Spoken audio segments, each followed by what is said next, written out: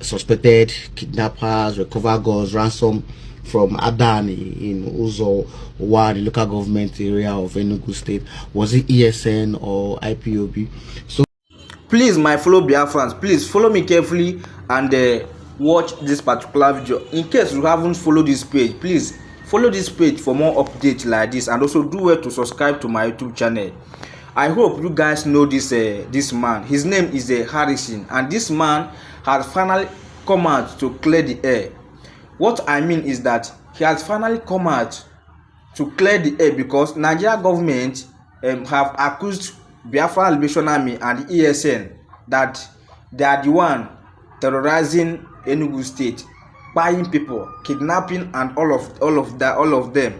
But this our brother has finally come out to tell Nigeria that it is lie that ESN and the Biafra Liberation Army are not the one that are doing like that. That what they arrested is kidnappers. That all of them are kidnappers. That right. Now, ESN what I discovered is not there. I think so. Just take one piece of time and listen to him because he exposed so many things that you need to know as a Biafran. To make two updates, don't allow Nigeria government to use you and you understand as they have been using Udele what you are seeing there are two to buy their own people. So just take one piece of time and watch this video and not forget to share, I think so that other people can confusing. Be able to watch it. Reason why you guys are saying was. So I just wanted to watch this video to see how evil the Nigerian government they are against the Igbos. I don't want to talk too much on this video. Just watch to see and hear with your ear, because any bad thing will happen for Nigeria, they want label for Igbo people head. They go send an IPOP.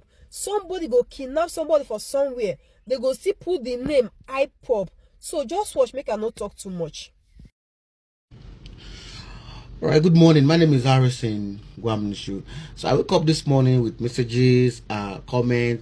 It was the ESN that were involved with the kidnapping, ESN or IPOB that were involved with the kidnapping. You guys arrested suspected kidnappers, recover guns, ransom from Adani in Uzo, the local government area of Enugu State. Was it ESN or IPOB? So I went through the army press release to find out where this whole stuff is coming from, and I have the release here, which is on Facebook, on X, and also on Instagram. All right, now what I discovered was, I think the army, dropped two updates. They use one post to make two updates. Okay, go through it very well and you understand that what you are seeing there are two updates but in one release. I think the way they wrote it, I think, is kind of confusing. Reason why you guys are saying, was it ESN or IPOB? For me, Harrison, I don't even know how ESN or IPOB looks like. All right, I've not met them before, but I know that I've seen people who support IPOB agitation and the whole law, but I don't know who they are, and I don't want to know. I don't know about them. Okay, so, but people that were arrested, and then gun recovered, ransom recovered, were kidnappers. All right, were kidnappers. All right, so those guys are kidnappers. They have been terrorizing that community, and then on Friday last week, that woman was kidnapped and ransom was demanded. They paid ransom, and then we went for it, and then suspects were arrested. We recovered the ransom, gun were recovered, and which was handed over to the police yesterday. Now, this was carried out by the military, 82 garrison Enugu. All right. Now, if you read through, just read from beginning to the end, you understand that they used two cases in this press release, not just one. So it was two updates they used to, and I think the person that made the release, we have to go back and clarify it. All right. Now, this is where it concerns us. This one that happened at Adani. All right. Now I said, look at it. Let me read it. Let me read through a little. All right. Now, in a related intelligence-driven operation on the same day, troops of 82 Division Garrison deployed at Adani in Ozowan local government, acting on credible intelligence from the Department of State Services, tracked and intercepted ransom proceeds linked to a kidnapping syndicate. Now, the swift raid led to the arrest of a notorious kidnap suspect, further exposing the group's reliance on criminality to sustain its collapsing network. Exploitation of the area led to the recovery of a pump-action rifle and the sum of 2 million naira cash believed to be ransom funds from the suspect's residence. All right, so if you go to from beginning, you see that there are two different updates. All right, so the handler of this, the military handler, used two different updates for this. So at the beginning, it was a case they have with ESN or whatsoever that led to that. That was what they started with. Then they now added this one together. All right, so if you see the picture that were uploaded here, you see my picture in that place. Those places you see me counting money, I was trying to confirm something. All right, so if you see the other place that you see like this kind of picture here, like this picture here, all right, that's not the scene. That was the bomb or ice, whatsoever they call it, I don't know. That should be their own, you understand? So please let us try to read through and see the confusion in it. All right, so I think it's from the handler who posted this page. So please, for clarification, I was not involved in the arrest of ESN or IPOB members. Alright, so guys, so depending on your time zone and your location, that's about the 23rd day of April 2026. And in the late hours of yesterday, when a video trend yesterday, this particular video from former US Mayor Anna Mike Arnold, the man during this press briefing, didn't know if any Nigeria will ban. My brother, only that's not if any Nigeria, that's not the international community about it. So only that the international community among this Biafra agitation. Wonya no mari for neku. Guarantee you know the press briefing from this man Anna Mike Arnold. What he said here, because he didn't know if a in Nigeria since 2009 when they detailed in this particular video. Okurumaka Biafra agitation. Okurumaka former president Goodluck Jonathan. Okurumaka Obama. Kasi weba mbokuru the terrorism name in Nigeria. All the evil, all the konukoni na konukon Nigeria. All these three hands in this video. Okurumaka ifena in the coming days. Here, some people are there. I know that a whole lot game unfold in the coming days. Some people are there may understand. Watch this video, you got water, you don't like. Just wait no data. Stay your time. You watch this video, skip on any part of it. You know the film I cannot do forever. Can I watch here one to say I can also survive with you? I don't want to say much. Watch that video. In the camps that the Nigerian government says doesn't exist, he's a former mayor of Waco, Texas. And he is the author of Epicenter, Nigeria, Radical Islam and the War for Global Order, a #1 bestseller. Mike.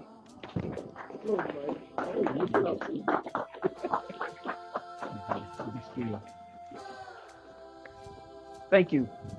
Thank you so much. Everything I'm about to say is factual, so I have 19 pages of references. If anybody wants to question anything I say, it's right here. Because some of it might be shocking. Nigeria, the 6th largest nation on earth, on track to be the 3rd largest by 2050. Yeah. Top 5 OPEC, $1 trillion in minerals, a cultural powerhouse. Nigerians are among the most educated and wealthy in the United States, and they do it with integrity, sharing the values that made America great. Last year, General Michael Langley, AFRICOM, declared the region anchored by northern Nigeria as the epicenter of global terror. ISIS, Al-Qaeda, others call it home. Their stated ambition, full Sharia across Nigeria, and then a global jihad launch pad. The recent Old Dominion shooter was radicalized in Nigeria. Two scenarios. America's greatest African ally, innovative, peaceful, and prosperous, or the greatest security threat of the next generation, a Sharia exporting giant. A little bit of history. In 1804, Usman Dan Fodio waged a jihad and founded the Sokoto Caliphate, Africa's largest pre-colonial empire. Beheading, raping, destruction, displacement, 2 million slaves at its peak. This caliphate has never ended. That's North Nigeria. The British found two worlds, brutal Sharia North and vibrant, friendly South. They kept the caliphate intact as enforcers, indirect rule they called it, then merged the two in 1914. The South declared independence in 1967, Biafra. The civil war that followed, the British backed the North which blockaded the South, shot down Red Cross planes. Up to 3 million, mostly children, starved to death. The South fell in 1970. Since then, power has stayed in the North by design, the Caliphate. The current constitution, imposed by Northern military dictator, mentions Sharia in Islamic terms 165 times. Christianity, 0. At least $9 billion a year in blood minerals are looted mainly by China, paying jihadis and corrupting military and political officials. There was President Goodluck Jonathan in his living room that leaned in and informed me about that. I know a lot of people there. I've been there a lot. Most of this is firsthand. Some key people that have been involved in this. Barack Obama unleashed the current genocide. In 2010, my first trip, Nigeria had an accidental Christian president, Goodluck Jonathan. Booming economy, only nation on earth where radical Islam was being pushed back. No slaughter, hardly any displaced people, just from random stuff. A northern warlord challenged Muhammadu Buhari, publicly called for Sharia law across Nigeria and globally. Boko Haram chose him to mediate with the government. Tinubu helped get him in office, the current president. David Axelrod was his campaign advisor. Obama blocked U.S. counterterrorism support to Jonathan, blocked other nations from helping. Jihadists flooded in from North Africa, villages massacred, millions displaced, raped, enslaved, kidnapped, churches burned. Buhari ran on ending the insecurity. It only got worse. Another person, the Sultan of Sokoto. He's like Pope and King to 108 million Muslims. Dan Fodio's 20th generation successor. He was a Nigerian general deployed to Pakistan and Afghanistan during the War on Terror, when we captured Nigerian fighters alongside Al-Qaeda and the Taliban. He returned and assumed the throne in 2006, and international terror tactics and organizations appeared soon after. He has never decreed an end to the killing or mineral looting in his domain, but he's called social media a terror organization. In 2025, he publicly supported the push for Sharia in traditionally Christian southern states. President Bola Tinubu, if that's his real name.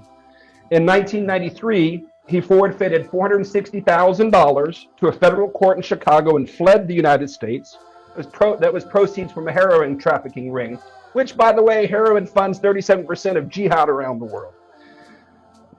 He has appointed a man to rewrite the national curriculum whose defining credential is the book, The Islamization of Knowledge, which explicitly calls for intellectual jihad to oust Western education from nursery schools up to universities. This is academic Boko Haram by definition.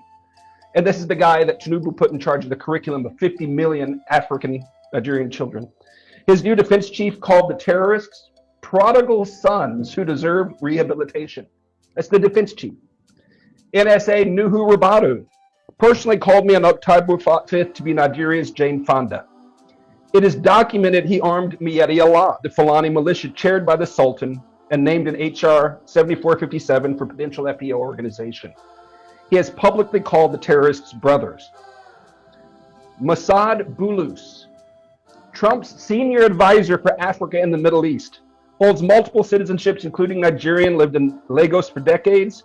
He parrots verbatim talking points of terror-linked northern imams.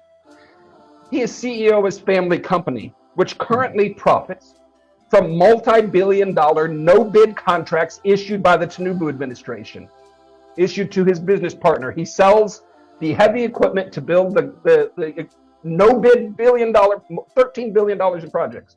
This is Trump's senior advisor. He's also Tiffany Trump's father-in-law. Examples of ongoing failures and impunity. Ingoshe, Borno State, wiped out in the Gwoza massacre of 2014. The government recently assured refugees in Cameroon it was safe for them to return, paid them to return. Within weeks, on March 3rd, Boko Haram slaughtered dozens, more than 300 abducted into slavery, including the wife and daughter of a friend of mine. The military was largely AWOL. The attacks continue there. Deborah Samuel Yakubu, 2022, college student. After finals, she posted on WhatsApp, "Jesus is the greatest. He helped me pass my exams." The next day on campus, as professors and police watched, she was beaten, stoned, tires heaped on her, and burned alive, while students filmed selfies in front of the flames celebrating.